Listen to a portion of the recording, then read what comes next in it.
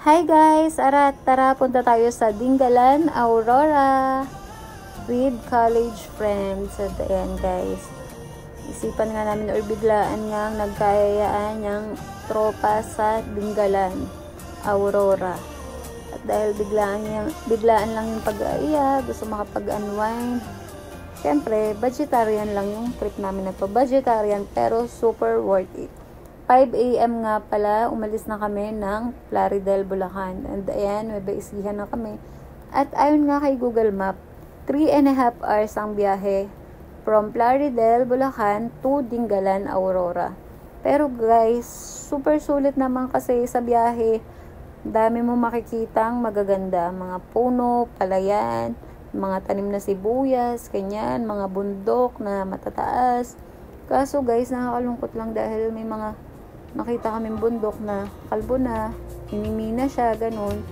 Sana naman alagaan natin yung nature natin, yung kalikasan, kasi sayang ang ganda ng kalikasan. And ayan nga, nag-stop over nga pala kami dito sa Carinderia. And guys, super sulit dahil tagdadalawang ulam na kami.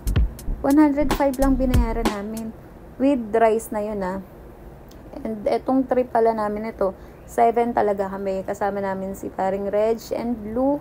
Nauna na sila, 4 AM pa lang nagbiyahe na sila. Then, sabi nga nila, 8 AM lang, nandun na sila sa transient house na pag-i-stayan namin. And pag may mga nakikita kami mga places na, mga spot na magandang bang picture, humihinto kami saglit. And then, ayan, super mahaba-haba talagang biyahe. 3.5 hours na biyahe. And habang biyahe, tamang kwentuhan, sound trip, diba? And ayan, shoutout nga pala sa mga kasama ko, si Dwen, Kiam, Harold, and ayun, magjowa si Reg and si Luke. And finally, we're here at Dingalan. Ayan na nga kami guys sa Dingalan. May mga souvenir din na mabibili dito. Kaya, ayan, biyahe na tayo ulit. Mga kulang 1 hour pa yung biyahe namin papunta dun sa transient house na pag-i-stayan namin. And guys, yung naging budget nga pala namin dito sa travel na to is parang 1,200 per head lang kami. 7 packs na yun. Kasama na yung accommodation, food, and doon yung mga ibang itinerary pa.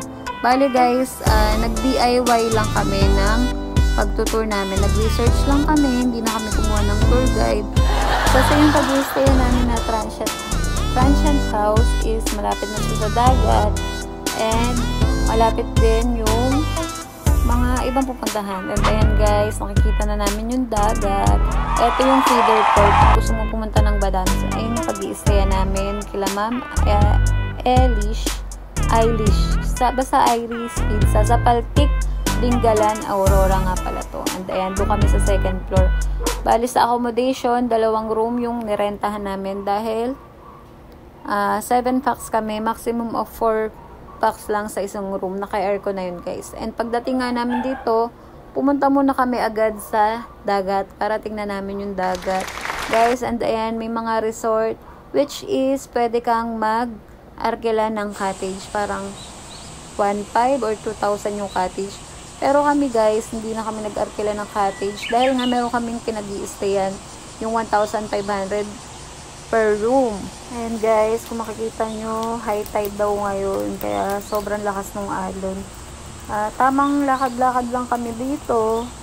Mga parang 11:30 AM yan. Mga time na yan. Ito yung day 1 namin sa Dingalan, Aurora. At ayan nga, super duyan pa ang lola mo, diba? Bumalik sa pagkabata. Tapos, ayan, habang naglalakad kami dito, muni-muni. Ayan, picture natin. Mamaya kami babalik dito.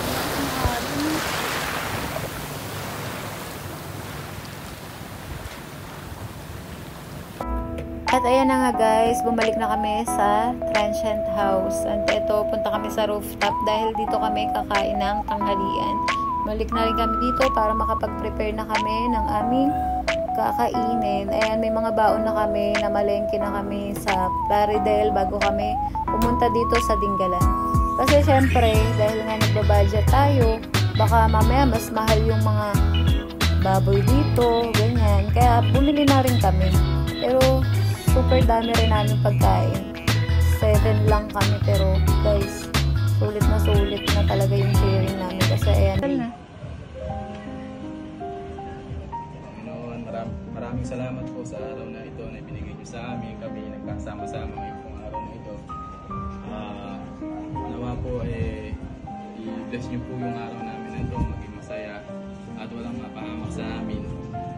Ito pa rin kami makauwi at ligtas sa aming pag-uwi bukas. Maraming salamat po, Panginoon, sa biyaya na kalawang sa amin sa araw na ito, sa aming pagtitipon, sa mga masayang sala-sala. Maraming salamat po. Amen.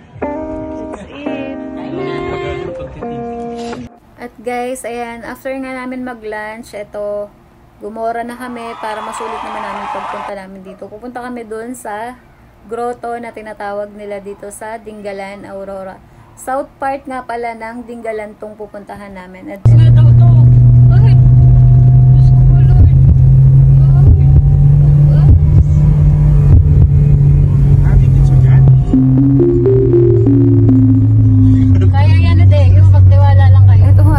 nung paakyat kami dito sa may medyo matarik, talagang as in natatakot na si Dwen, pati ako rin natatakot. Kasi as in talaga guys, matarik siya. Siguro dahil medyo mabigat kami, kaya hirap yung sasakyan na makaakyat. Kaya ayan guys, super pray talaga ako dyan na maging safe kami. As in talaga nakakatakot. Kasi matarik siya yung papunta ng grotto is parang paakyat na ng bundok. Kaya ganun nangyari na as in talaga. Super takot talaga yung naramdaman namin. Si Dwen nga nagpanic attack pa Tapos, ayan nga guys. Kakatakot talaga. Pero yung mga, siguro yung mga magandang sakyan, carryballs naman yun guys. And eto, huminto nga muna kami dito. Nag-usap-usap kami kung paano ba yung magandang gawin. Kung tutuloy kami. Kaya ang ginawa ni Deo tsaka ni Reg, nagmotor. Kasi yun guys, yung pupuntahan namin yung pinaka-grotto na yun. Nagmotor muna si paring Reg and Deo, tinignan nila yung lugar kung safe ba, kasi safety first tayo kapag gantong bumabiyahe tayo, hindi lang tayo basta go lang ng go, diba? Kailangan unahin natin yung safety natin. At ayan, dumiretso kami kasi okay naman daw yung daan. And may hinintuan kaming part, yung medyo mababa, and yung pataas, lalakarin na lang nga namin. Okay naman kasi medyo malapit lang din naman yung lalakarin namin, kaya ayan, enjoy pa. Na-exercise pa kami sa paglalakad guys, diba? At eto nga, sarap sa pakiramdam. As in talaga yung mga ganito nakikita mo, mga puro puno, dagat, bundok, diba? Sarap talaga. And ayan, hi, shout out. And eto na nga guys, super video pa nga kami dyan, no? Pero si Reggie and Lou, nauna na sila dun sa taas, dun sa may pinaka-grotto. Waiting na lang sila sa amin habang naglalakad kami dito. And may mga spot din na pinicturean kami, nagpicture-picture kami dito kasi nga maganda. Ayan. Talagang guys, sulit na sulit tong trip to Dingalan namin na to. Kasi as in, worth it siya kasi kahit malayo, 3 hours and a half yung biyahe. Ang sarap naman sa mata yung makikita mo, diba? As in talaga makakalimot ka sa iniwan mo dun sa lugar mo, halimbawa dito sa Plaridel, yung mga iniwan mo dito, mga problema, makakalimutan mo dahil sa sobrang ganda ng Dingalan, Aurora. Tapos fresh air pa, diba? And ayan na nga, si Madeo, video lang siya. To, dito yung grotto na to, parang may aakyatin pa kaming stairs na 100 steps. Kasi may tinanong kami doon, sabi 1,000 steps daw, grabe. 100 steps lang pala yung aakyatin namin papunta dun sa grotto. At ayan na nga, diba? Si Madeo, super video pa nga siya. Taray naman, exposure sa vlog. At eto na nga guys, dito na kami sa tuktok. Ayan na yung Nuestra Señora de la Paz. Nuestra Señora de la Paz. And eto nga, pagpasok namin dito guys, may babayaran kami na environmental fee na 50 pesos per head. Pero magagamit naman daw yon kung meron pa kaming ibang tourist tourist spot na pupuntahan dito. Kumbaga, papakita mo lang yung resibo mo. Kaya sulit na rin guys. And guys, we're here at the top ng grotto. Ayan yung mga kasama ko. Sarap dito sa taas guys. As kitang-kita mo talaga yung dagat, yung bundok, and ito yung grotto, napakalaking grotto. Picture kayo dyan. Langhap ng sariwang hangin. Tapos ayun ayun yung parang lighthouse. Ayun yata yung Batanes of the East. Hindi na namin napuntahan yan kasi nga sasakay ka pa ng boat. Hindi siya pwedeng puntahan ng sasakyan dahil parang dead end na yata, ganun. Bangka talaga sasakyan mo papunta doon. At eto na nga guys. Pagkaraan namin sa grotto, pag uwi sa bahay, nagbihis lang kami ng pang swimming. Hapon na to, swimming na kami sa dagat. And syempre, hindi tayo papahuli sa TikTok couple trend. Grabe guys, nakailang try kami dyan. Di ako makaya, bigat na bigat. Si Amadeo, diba? Hirap na hirap siya sa pagkarga sa akin. Ayan, kaya mga pag-video sa akin.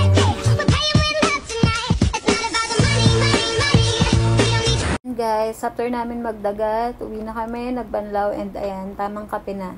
Inantay namin kasi yung sunset guys, and ayan, prepare na tayo ng ating hapunan. Ito ang ating cook for tonight, si Duen. Lulutuin niya ay chicken adobo, yun daw kasi yung specialty niya. Ayan tewa, super exposure ka na. Ayan, siya na nga nagluto, and ito nga daw ang tamang pagluluto ng adobo. Unang hiwain muna ang eme. At ayan na nga guys. At dito nga pala kami guys ulit kakain sa rooftop kasi sarap sa mata and super hangin dito. Dito rin kami magnonomas. And ayan na nga guys. Kainan na. Dami rin talaga na yung pagkain. May mga natira pa kaming pagkain kaninang tanghalian. And kinabukasan sa dito namin, meron pa kaming naka-stack na pagkain na yan guys. Nomo and chill lang dito sa taas.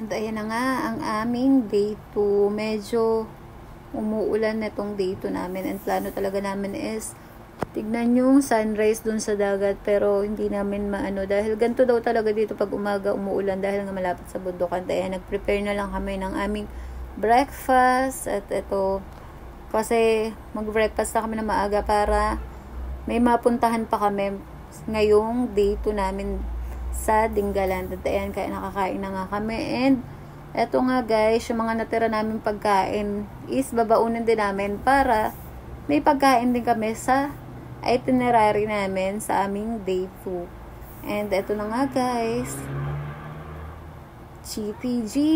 Ayan na, pupunta tayo dun sa mga falls na sinasabi nila. From sa homestay namin, papunta dun sa falls is para mga 1.5 hours yung biyahe. Kasi, yan. Pero hindi daw pwede dalhin yung sasakyan doon kasi yung daan yata is may mga parang ilog na mga dadaanan.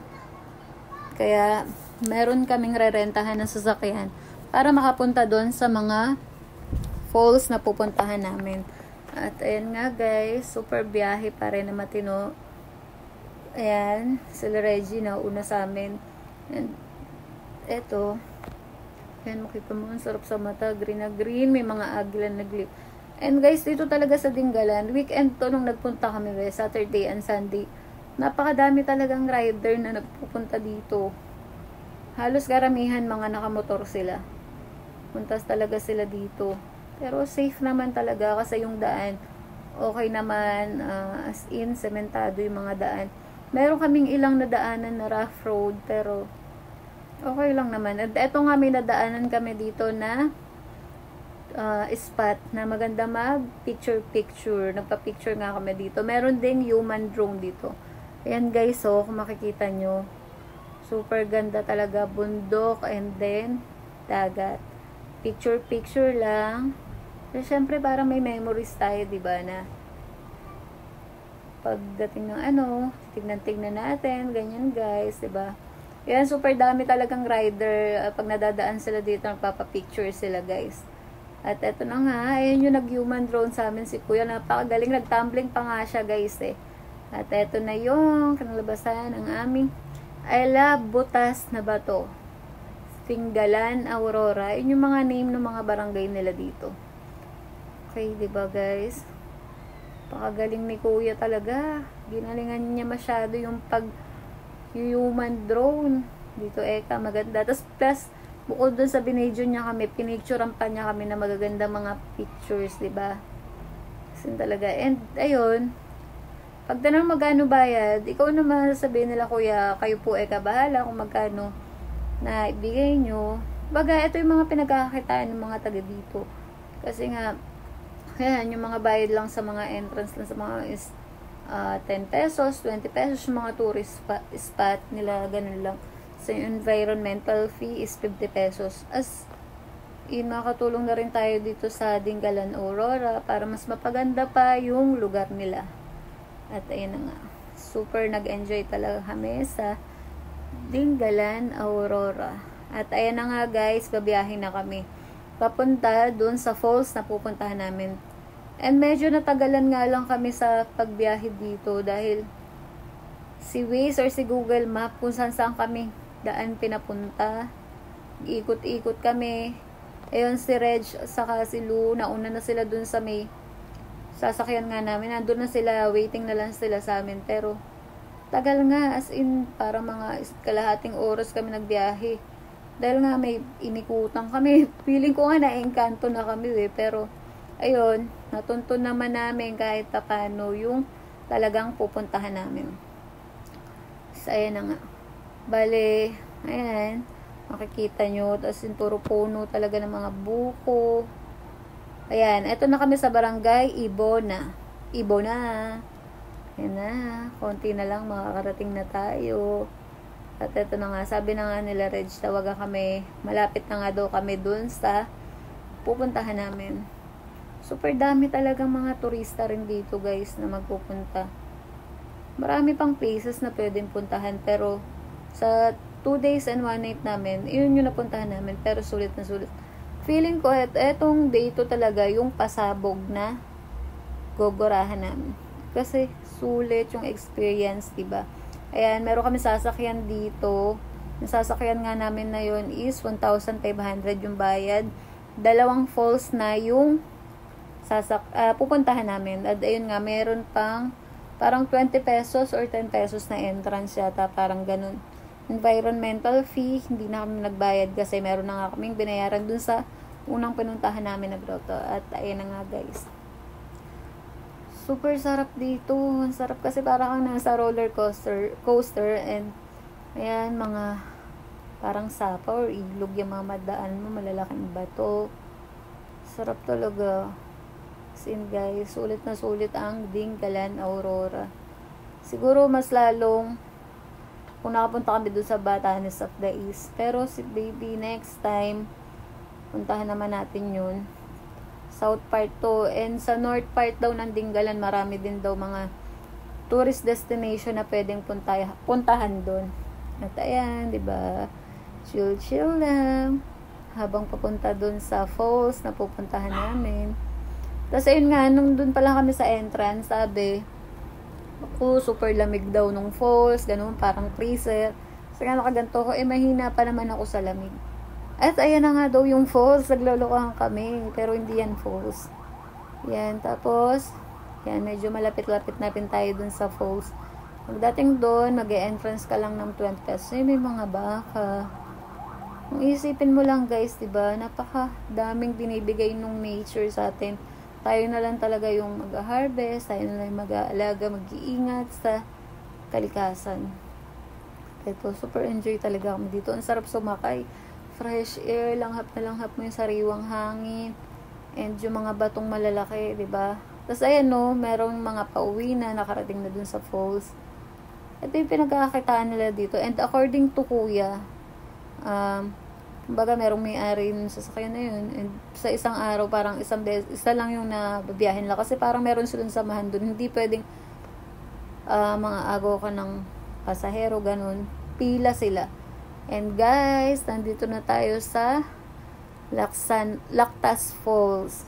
Yan, mag-entrance ka lang dito ng 20 pesos per head. And ayan, sobrang linaw guys ng tubig. Ayan, punta na tayo dun sa meron din mga cottages dito na pwede mong i-rent 300 para doon kayo kakain, ganyan. Pero kami, hindi na kami nag-rent kasi saglit lang kami dito, mga 1.5 hours lang kami mag-i-stay dito. And busog pa naman kami dahil kakain nga lang namin, nag-full pack eat kami ng breakfast. Meron naman kami mga baon na tubig, coffee, yun lang muna. And ang plano nga namin, doon na lang kami sa may sasakyan kakain para mas tipid. Pero siguro kung matagal kayo mag-stay dito, better na mag-rent kayo ng cottage. At ayan na nga guys yung falls. Tamang picture-picture lang, 'di ba? Photoshoot ang mga peg. Tapos ayan na nga guys. Ang sarap dito sa Lactas Falls. As in talaga, super sarap. Babad lang kami, and ayan, ganyan, video, di naman kami nakita doon sa video, nalunod pa nga ako, at eto na nga, pupunta na kami doon sa isang falls pa na pupunta namin. Bali 3 falls yan, pero 2 falls lang yung pinili namin, kasi nga, medyo, nag-ano kami sa oras, eto nga, sa Abungan Falls, kasi yung oras, na ano namin, na huwag kaming abutin ng dilim dito, kasi mahirap bumiyahe ng padilim na. Parang plano namin is 3 o'clock or 4 p.m. is makabiyahe na kami pauwi ng Bulacan. At eto nga guys, super lalaki ng bato. As in, para ka na nasa roller coaster. And ayan, diba? Sigawan kami dyan. Ganyan. And ayan, malapit na. And super, swerte talaga nung trip namin na to. Dahil yung napag-stayan namin na transient house, si ate, napakabait. And etong si kuya driver na sinakyan din namin, napakabait niya guys. Mabait lahat ng mga taga-Dinggalan. And ayan, sarap. Akala ko talaga giginawin ako, pero buti na lang nakaya ko yung lamig ng falls. Sabi ni kuya, baka nitong paparating na summer, yan, medyo madami-dami na yung mga maipasasakay nila. Kasi syempre summer na, gusto mga. Kaya nga, buti nakapunta na rin kami dito. Hindi pa ganun ka-crowded yung place. Yan. Malapit na kami sa Abungan Falls. Okay, ano nga. Sarap lang, nature. Kaso may mga place dito na parang tatayuan na ng mga bahay, ganun. Meron din mga minimina, parang kinukuha yung mga buhangin, ganyan. Mga bato-bato, yung mga binibenta, mga grava ba yun? Ganun guys. Kasi ayan, diba? Video ang peg. Ko, masakit na lalamunan ko. Ganito pala. Pero gusto ko lang kasi talagang i-vlog to. Kasi syempre, memories na minsan nakarating kami ng Dinggalan, Aurora. Ang sarap. 2 days kaming super happy and nakalimut sa mga stress ng buhay. Hantay na nga guys. Dito na kami sa Abungan Falls. May entrance lang dito na 10 pesos per head. And bago kami pumasok dun sa loob, nag-order muna yan ng ate mo. Ganda. Order muna kami ng pansit canton. May nagluluto ng pansit canton. Dito na kami kumain. And ayan, akyat na kami dun sa taas. Medyo mataas pa yung aakyatin mo bago ka makarating dun sa falls. Exercise na rin yan para mabawasan yung mga fats and calories ng ating katawan. Sarap talaga sa mata, lalaki ng mga puno. Oh, sino ka dyan? Pak, ganun, di ba? Parang artista lang ang pig, oh. May mga ganong effect pa, di ba? And ayan na nga. Yan, medyo malapit-lapit na tayo. Photoshoot lang tayo dito. Saglit. Then, ayan. Oh. Super taba ako, lolo mo. Ayan, guys. Lahat super enjoy. Vegetarian treat, pero super worth it talaga. Ang saya-saya ng experience na to, guys.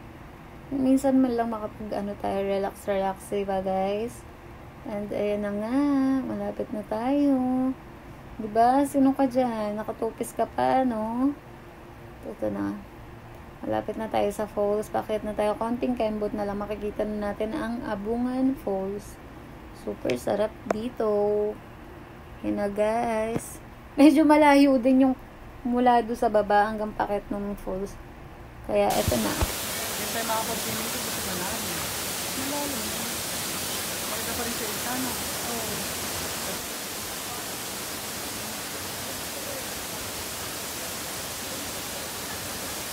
Super pictorial na kami nga doon. At ayan na, diba? Umaura rin ang lola mo, diba? Siyempre, wag natin sayangin yung mga pagkakataong ganito. Video inene. And ayan, dapat magbabanlaw pa kami doon. Kaso sobrang daming nagbabanlaw. Mamadali nga kami sa oras namin kasi ayaw na kami abutin dito ng dilim. And ayan, si kuya sobrang bait. In-offer niya na doon kami magbanlaw doon sa bahay nila. And guys, ang ganda ng bahay nila. Yung as in, mapifeel mo yung province feels talaga na sa kahoy nagluluto. And sabi ni kuya, yung doon sa may gripo nila is sa mismong falls daw galing yun. And meron din silang wifi dito. Meron silang wifi, Globe at Home. Na parang loadan, ganyan. Kaya hindi nga kami nag-base sa kwarto. Bait-bait talaga nila ni kuya. Si Kuya Rohel. Ayan yung nag-drive sa amin. And guys, ayan, pabalik na kami dun sa transient house para kunin yung mga gamit namin. Thank you so much, Dinggalan, sa masayang trip, nakaka-relax. Sin talaga, babalik kami dito next time. And ayan na, sarap sa mata. Sarap siguro, guys, kung meron ka ditong rest house, diba? Para pag stress ka or gusto mo mag-unwind, go ka lang dito. Ayan, no, sarap yung malapit sa beach. Kasi nakaka-relax. Nakalimot ka sa mga problema mo. Sa mga maiingay na lugar, ganyan. And, ayan. Thank you talaga. Thank you din kay ate. Dun sa may-ari nung pinag-stayan namin. Kukunin na namin yung gamit namin dito. Mga 4 o'clock. Nakaalis na kami dito. And, para hindi kami abutin ng dilim sa daan. And syempre, bago tayo umuwi, hindi mawawala yung daan natin yung mga souvenir and mga pasalubing festival na, ayan, mamimili sila ng mga pampasalubong. Hindi ko alam kung ano yung delicacies nila dito, pero yung mga tinda nila, hopya, yung mga keychain, red magnet, ganyan. Bili lang sila. At least kahit meron ko man lang kahit isang ref magnet na mahuwi. Katulad na nagpunta ka ng Dinggalan, diba, guys? And then nga, isip ko ano bibili, no? Kasi ayan, meron nga sana, bibili nga sana kami ng pako, kaso medyo tuyo na kaya hindi na bumili. And ayan, biyahe na nga. Dito kami. Ayan, gutom na kami, kaya kumain muna kami ng hapunan sa Mang Inasal. Thank you sa inyong lahat. Ayan, nagkape na kami kasi naantok na yung driver namin. Diyos ko, baka makatulog. Nabot pa kami ng traffic. Yun lang naman, guys. And finally, nandito na kami sa Clarida, Bulacan. Hello. Yan. Bye-bye, guys. Bye-bye, Harold. Thank you, Dinggalan, Babush.